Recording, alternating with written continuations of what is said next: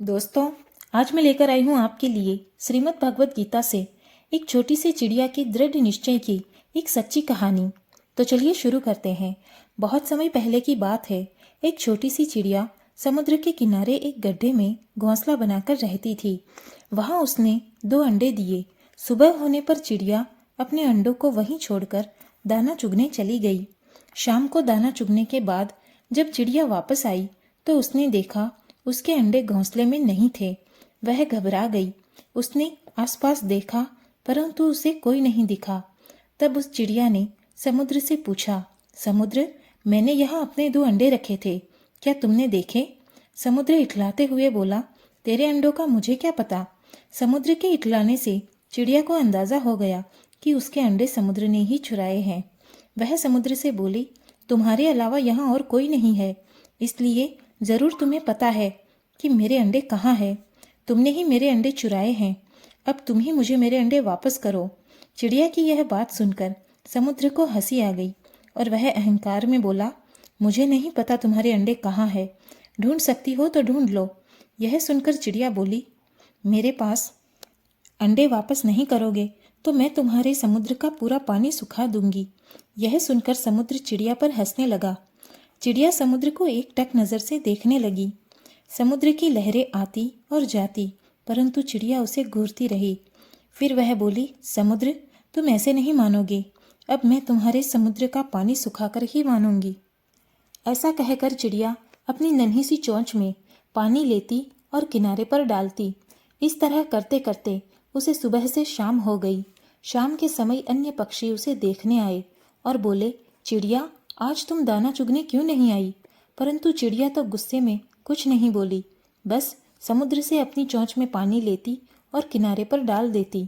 सभी पक्षियों ने उसे बहुत समझाया कि यह कार्य असंभव है, समुद्र का पानी कौन सुखा सकता है।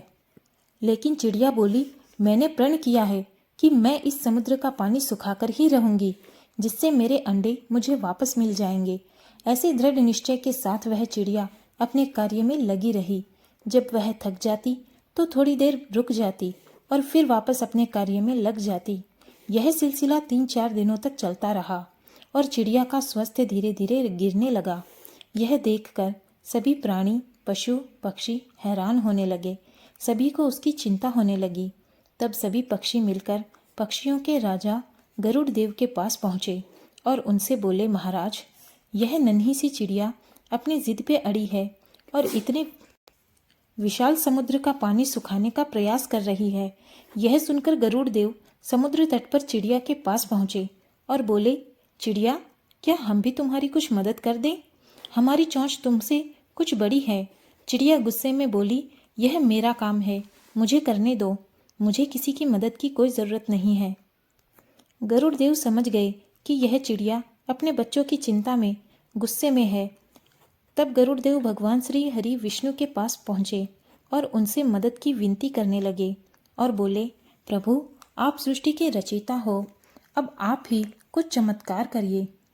यह नन्ही सी चिड़िया जिद में आकर समुद्र का पानी सुखाने की ठान बैठी है, जो कि संभव नहीं है। भगवान विष्णु ने देखा कि चिड़िया निरंतर अपने कार्य में लगी हुई है। उसके दृढ़ निश्चय को देखकर प्रसन्न होकर भगवान श्री हरि विष्णु ने समुद्र देव से पीछे हटकर चिड़िया को उसके अंडे लौटाने को कहा। भगवान विष्णु की आज्ञा अनुसार समुद्र पीछे हटा और चिड़िया ने उसमें से अपने अंडे निकाल लिए और इठलाते हुए बोली, देखा, मैंने कर दिखाया ना।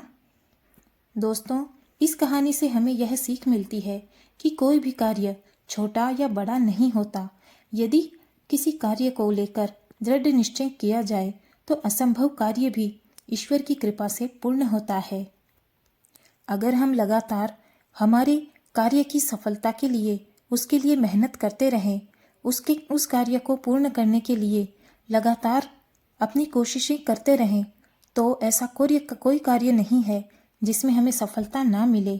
इसलिए जब तक मंजिल ना मिले, मेहनत और कोशिश करते रहना चाहिए। कहानी कैसी लगी कमेंट में ज़रूर बताएं और कहानी को लाइक ज़रूर करें। चैनल को सब्सक्राइब करें और शेयर करें। Thank you friends.